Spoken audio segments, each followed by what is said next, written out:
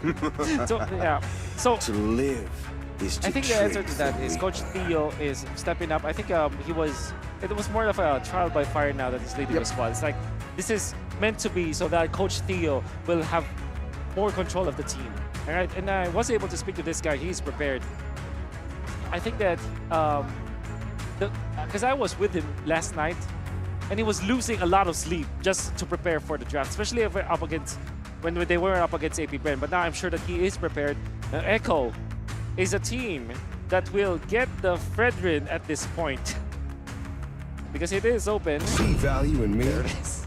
Signature Carl You easy should. pick. I think even, since before M4, it's always been the first pick prio for Echo, and that has been the main reason as to why they've been so dominant, right? So much pressure in the jungle. The Arlet also continues to be a prio pick here at MPLI 2023, even in the Grand Finals. The change, that slight bit of change, Wolf. It was the ultimate that got nerfed, the base damage, and now slowly but surely, Moonton, they're readjusting it back. He's back. You're right. Okay. Thank you. When you're looking at RCPH, Matilda is not open, but we know that they can pick up the Guinevere right now. And typically what they answer with the Fredrin is, again, the 1-1. They can pick it up right now, but knowing RSG Philippines, they might just resolve for something like a Beatrix earlier on. So I'm thinking Guinevere plus Beatrix for RSG Philippines. Let's see what it is. Marcus and the 1-1, not the Beatrix. They want to go for some big playmaking. It's a lot of momentum for RSG, so it kind of already fits their playstyle. By the way, another fun fact for you guys watching back at home. We've got a lot of fans in the building, almost a full house. It's only the right side, a very small part where we don't see people, but for the rest of it, it's full. And I can hear the chants for Echo. Yeah. Wow. I mean, we saw that at M4, right? I think You're right. everyone was expecting with a full PHPH Grand Finals, especially in a World Championship level in Jakarta, with no Indo teams, you would expect, oh man, you know, it's gonna be a what's the opposite of a full house? An empty house, right? An empty house. But you know, here it is. The Indo fans, they still show up. They still show support. Understanding that at the end of the day, we are all part of one community, and we all share the same love for the game. And with that being said, let's head into the second phase. We see the Angela and the Guinevere taken away by Echo PH. Ixia is the option for RGPH to take out. And I think we've seen these swaps coming through, the Faramis and the Valentina. So far, it hasn't worked out. But why do you think this is the case here for Echo? I believe that it's comfort. Sanji, this is what I want to take note about Echo, especially for MPLI. They will just resolve to their comfort picks. I think that they're the more comfortable they are, the better decisions they make in game. It might not matter if the composition of the enemy is stronger or like if it's more meta, you know, more fit in the meta. If they pick up the heroes that they're comfortable with, like the Valentino for Sanji, eventually there could be a Cho for JP and the Minotaurs. Perhaps get the carry even at this point for Echo. You know that they can make better decisions in-game when they have comfortable heroes. I acknowledge that and I appreciate that sentiment for Echo, but does that not make them predictable? It does. Because I think, if I'm not mistaken, they have the smallest hero pool shown so far here at MPLI. Exactly, and that has been the trait for Echo. Doesn't matter if their hero pool is smaller compared to others, they play it well. They just are going to be guns a-blazing, battering rams, going onto your opponents, and now RSG. Typically, when they see this Claude, they pick up something like a Yu Zhong. But maybe something like a Terizla might be the better choice for RSG Philippines in this case. Because of the presence of this 1-1 so that they have a lot of frontline, then Franco is also a hero that they pick up together with the 1-1 so that they have guaranteed ways of securing the crossbow tank. Instead, it's the Paquito. Again, the power of light and the Kaja, of For course. Nats, he loves it, always. And for Light, a very solid hero to have some lockdown there to provide a bit more of an easy road for the 1-1 to crack those weakness points and win these team fights. But look at the end of this draft for Echo. Against the 1-1, against a whole lot of dash, they pick up a Phobius and flex the Arlet to the roam, to JP. With all due fairness, it was JP who first did the Arlot Roam in MPL Philippines playoffs. Did it again in the group stages, and now in the grand finals, going to be using it. Fits the profile of how Echo wants to play this game. They want to play aggressively, and with this Phoveus, knowing that his matchup is going to be the Paquito, it's just impossible to lane in that case. That's why I really like this Phoveus last pick coming out from Echo. And it's almost instant the way that they picked it, right? They know that this Phoveus will win in that matchup. And here it is, ladies and gentlemen, the first step to crowning the MPLI 2023 champions. We're brought through these amazing graphics. Thank you, production team, once again. But here it is, the PH Grand Finals. We have Echo on one side, RSG on the other, as we bring you into the land of dawn for the first game in this best of 5 series. Let's get it. Hey, in the bottom lane, XP Sanford already gonna be bullied here by Nats and Light, trying to go for a very early cut to the game. Kaltizi and Demon Kite as well. Fredrin versus Martis. This matchup, who's it favored for? Ooh, Fredrin versus Mars. I still feel it's going to be Fredrin. Like, there's a lot more ways for him to recover. But when it comes to snowballing, especially with the Kaja that you can secure the kills with, you're going to go with the Martis in the early stages of the game. And one thing I'm really concerned about for RSGPH, and I think I said it in the draft, was the laning stage of the Paquito versus the Phoveus, how Phoveus-sided it is. But RSGPH, the way that they fixed it is, put Light in there. It's a 2v1, and they clear the waves fast. If you get level 2 on the Paquito, you're at least survivable against a Phoveus. It's that mid-trio strength that they're trying to convert onto, right? They're trying to close in that hole with that, and I understand this. You can already see it starting to work. This mid-trio with Light, Aqua, as well as Demon Kite already just really punishing Carl TZ in his own jungle, giving, I would say, Demon Kite a little bit of a early start, but Sanji already with that early burnt flicker in the game. Good resource to take out right before this neutral objective. An exchange of battle spells down below. RSGPH still leading a bit in the gold department, both setting up for the neutral objective that spawns in 12. Gonna be a lot of team fighting tools coming out from Mako. They have so much dashes, and this is the AP Brent combo with the Final Slash plus the Phoveus. You activate your Final Slash as guaranteed ultimate coming out from Sanford. In fact, Echo, they do have a lot of ways to kind of secure that Sanford will be able to get the dash out, get the ultimate out. Power Spike level 4 for both Nats and Aqua. Demon Kite walking forward. Mortal Coil gonna be able to get popped in, but Sanji is the one who steals it despite 2 Retribution as Razor's Wrath coming down. Nats gets saved by a Nether Realm and now is able to dash away. Demonic Force though. Nats gets the shielding. Sanford gets baited in. Light now. Divine Judgment pulling him back. Flicker all the way. Sanford still able to escape right now as a shadow.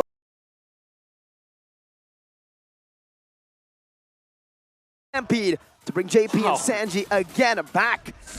That was 1 for all. That was Nobody died. well, yeah, but at least Echo was still able to get that neutral objective over, and I think it's funny, right? Because in the drafting phase, I asked you the exact question: why pick up a Valentina now? It doesn't feel like the perfect, I would say, counter setup towards the strong Faramis pick with the IMU, but it turns out it might be for a different reason. Like you mentioned, Sanji on the Valentina, comfortable hero, a power pick for him, and he's able to grab that turtle under the noses of both of the junglers. Sometimes it happens. Right now, RSG are putting a lot of emphasis onto the top lane, which is the right thing to do because it's a Claude, but in comes Echo. Final Slash not connecting even with the Flicker. Imanto able to get the Purify out, but Benny Cutie follows, able to Blazing Duet under the turret. Now it's Light who's going to be targeted down. Aqua coming back in. That's a pullback onto Benny. The turret targeting Divine Judgment as well by Light to lock Sanji down, but a good Flicker ensures his safety, gets him out. Now it's DK who's coming down. 1 Decimate, and it could be the end of this Echo win. But it's 1-0 still. They fall back in the right time. It's going to be very close for sure. And I think that we're waiting for the important items. For example, Sanford, I think it's always the second item for the Phoveus, especially from the XP lane. You wait for your Clock of Destiny first, and then your first item be the Dominant Size. I think that will be a very important item for Echo to work with because it is that item that kind of prevents Faramis to be good in the team fights, and also it kind of nullifies what Demon Kite can do. And Echo are going to be fine just waiting for their right timing because they're rocking a Claude. And they have so much protection for that Claude. Late game is definitely Echo's cherry. Nats jumps in, gets a knockout strike 2 times. Demonic Force now used up by Sanford. The Ghost Bursters and the final slash bringing light back right now. Sanford pops into Demonic Force once again. Kaltizi and Demon Kite. It's going to be Demon Kite who wins the retry battle now as it's an all-in with a Blazing Duet as well. Another Realm HP getting rid of instantly as light flickers out. Demon Kite now with a Mortal Coil defensively. Crossbow attack is ready. Nats wants to go in. Sanji is down with an all-in. It's another crossbow attack for the team fight. Onto JP now and out to Kaltizi, who's forced to run away, but with the weakness finder, it slows you down for Aman to get a double. And that's a 4-0 trade in favor of RSGBH. That was an interesting turn of events because face value in that neutral objective contest, Kaltizi was a level below of Demon Kite, so they didn't really actually need to go for that engage. They lost the neutral objective and they gave the momentum back to RSGPH. What do you think about that? There were so many micro outplays. That's what I saw from that game. For example, Eman was able to stand his ground and get into the zone where Sanford will be receiving 3 stacks of the weakness points. Then additionally, you saw how Nats timed it perfectly, catching 3 members of Echo with a knockout strike. It almost looks like a Minoan Fury from his perspective. And not only that, Aqua, his timing on the NetherRealm is actually pretty good. I think it is one thing that I commended in the previous series, or actually it was yesterday, when he uses the NetherRealm to tank the damage and not save his teammate first. So what he did was, when the Blazing Duet was out, instantly go for the NetherRealm. Don't wait for your teammates' HP to be low. Wait a minute, Nats. Very aggressive maneuvers here. Whoa, an even more aggressive maneuver by Benny Cutie with a Blazing Duet as that's the final slash to displace Nats. But there's another realm by Aqua in that bush just waiting. That's 2.2k gold lead for RSGPH. With that kill over to Aman, I still do see a very distinct gold difference between these gold laners. Mainly because Aman is 2-1 and 2. And Echo, they're spoken at this point. They will try to still contest this one. Level 8 Kaltizi, level 11 Demon Kite. 311? Kaltizi not having a good game right now, but Fine Judgment locks JP down. That's a crossbow attack as well by Aman, but it's going to be tanked up by the Nether Realm.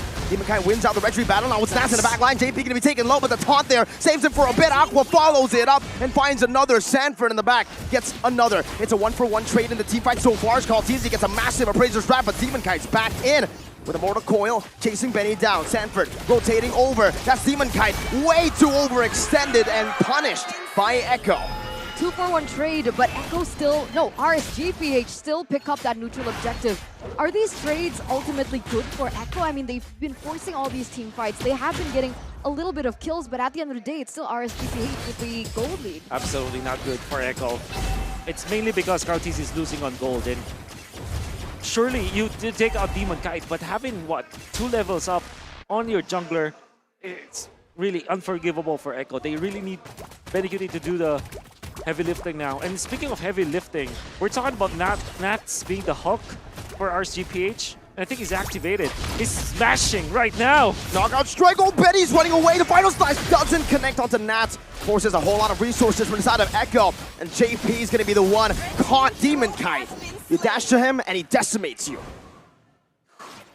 RSG Philippines are on a different level right now. And I think that the fact that they played in the earlier series with a massive win against AP Brent, their morale is much better compared to Echo because of the momentum. And I think that you can see it through the way that they are handling their heroes, their characters. It kind of seems fluid for RSGPH. What I'm trying to say here is RSGPH looked like a team like well warmed up, well oiled up. I think that they have better decision making compared to Echo.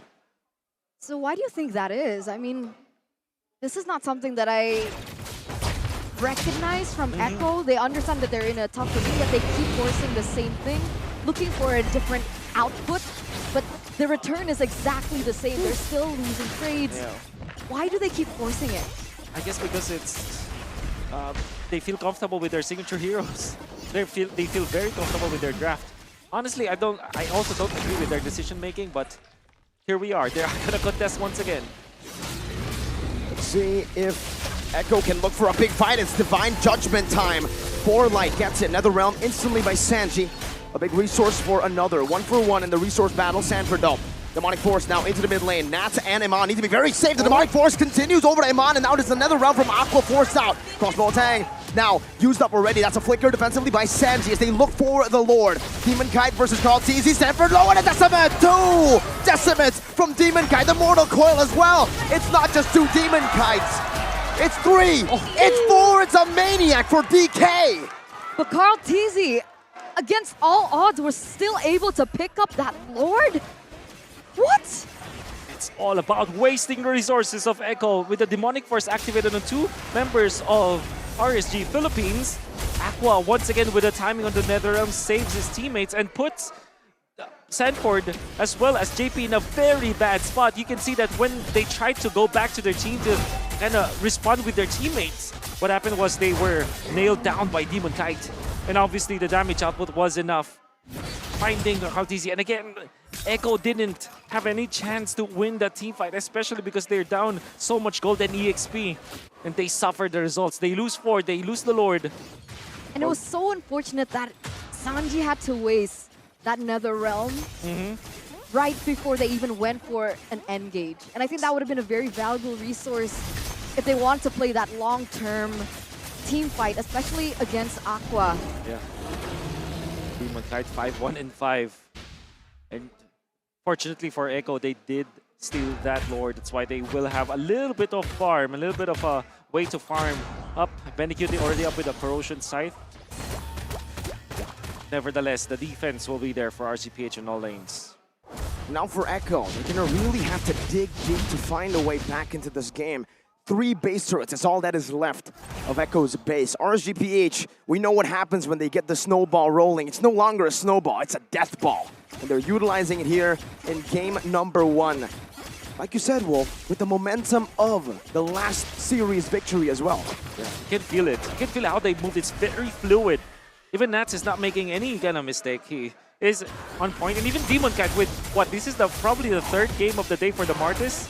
As he's playing that Martis, it kind of feels like he's improving his movements every single game. What about the items here? 11 minutes in.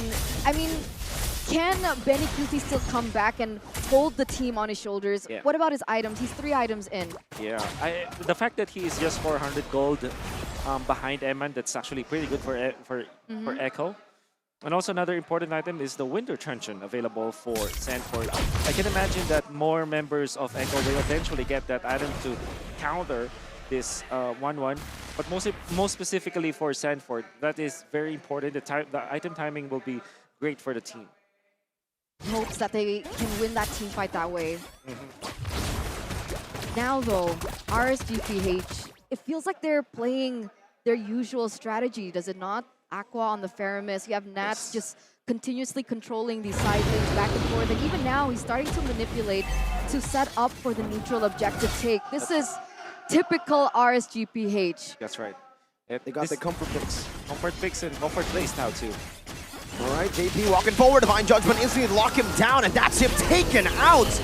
Not even a crossbow, a tang by Imani holds it in. Sanji stole another round, but now it's also used up. Kaltizi is inside of that Lord Pit right now. Iman going forward, baiting out a few of these demonic forces from Sanford as Kaltizi goes at it with Demon Kite right now. It's a 1v1 retreat battle, and it's the GOAT, Kaltizi, who finds the Lord, but Iman gets a solo kill. Now it's an all-in to the bottom side, a knockout strike to bring Sanji all the way to the Decimate. That's him taken down. Now it's Carl against the world, and the world wins. The Decimate takes him out to give Demon Kite 2.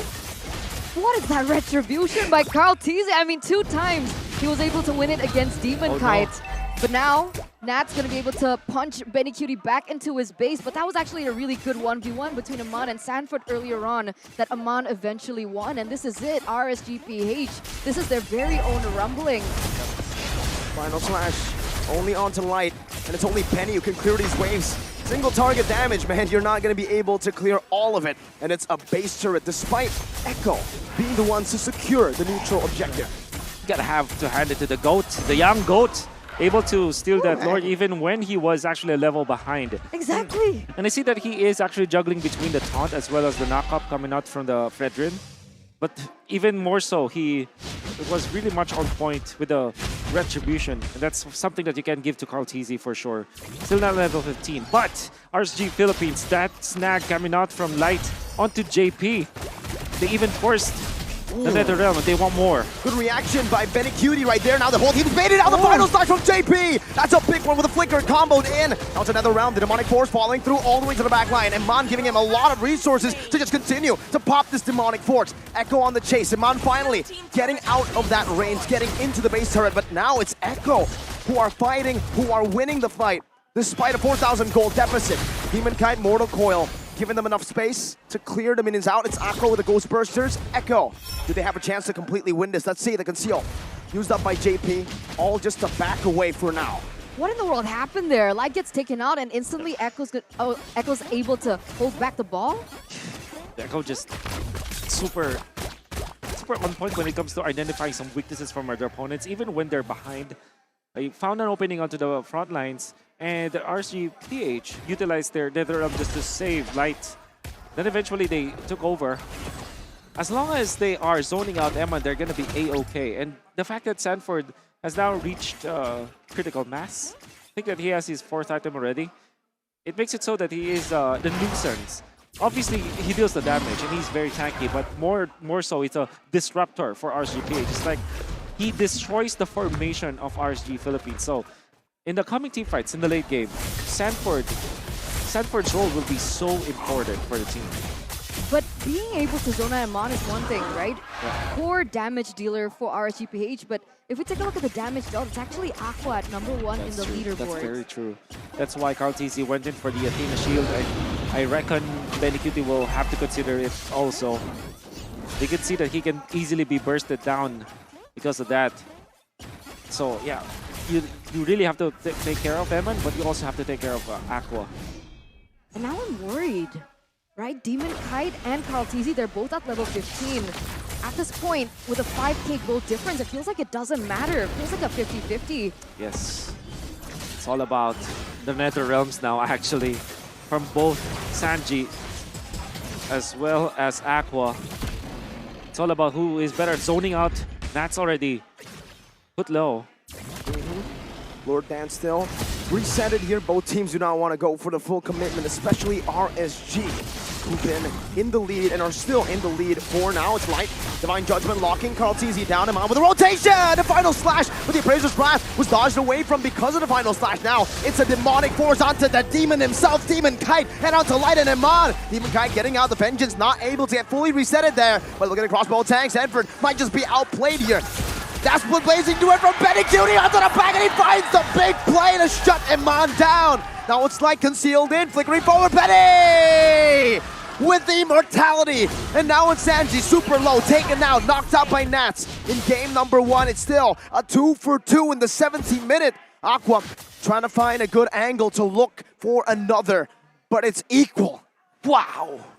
The legend himself, man. Benny, what? Oh my goodness. That was beautiful. The outplays coming through, coming in with the last second. That decision of making championship blood running through his veins. That critical last moment really won him an equilibrium with RSGPH here in the 17th minute. They read it through. Sanford went in for the play, went for Demonic Force onto Eman. He knows that Eman eventually will get the stacks and will get the ultimate. And when he activated the Winter Truncheon, he made it so that he is very low, that he would actually wait for that suppression to be out. And then when he is about to get back out of the frozen state, that was when Benny Cutie went in with the BMI. That was really smartly played by Echo. And now it's back to this, back to square one, back to this Lord Dance. Ladies and gentlemen, almost 19 minutes in, we're back to this Lord Tango coming through. And again, right, Nats still trying to be that detrimental force in that bottom side, pushing in that far lane. And what does that do for his team? It actually is able to bring Stanford out of the team in hopes that Aman will be a little bit more free if it comes to a team fight. Light and Eman holding the long bush for Carl TZ. Ooh, all the weakness point popped in. Look at that, half HP instantly. That's Carl TZ, the main frontliner of Echo. Yeah, you gotta have to watch out for the Benny Cutie plays, by the way, at this stage for Echo. Light, conceal, JP with a good cancel, the final slash, displacing Light right now, that's gonna be Deton as well. Chain CC onto Light, no Divine Judgment used up just yet, but now JP is still in the midst. Iman gets all the weakest points right now, but it's not gonna be able to pop it in just yet. As Sanford jumps in and zones him away. The Demonic Force follows through all the way. Iman brought back under the tier 2. Aqua comes in with the save of the Nether Realm. Now it's Sanford again in the midst of it all with another realm as well, but aside of Sanji and a winner Truncheon as well. But Sanford should fall here with another HP damage coming in, but the Divine Judgment from Light catches a Betty Cutie with a blazing duet. Sanji locked down and now taken out by Iman. RSGPH, they win a fight purely through micro. Oh my goodness. Eman, I've seen that before. It was a Marquee-esque play. Back in season, what, 10? They countered the Phobius. And RSG, oh my god, they're gonna end it. They went for the juggler. And a Divine Judgment to end it all. The final slash will truly be the final one of the game, as Echo will fall in game number 1. Wow.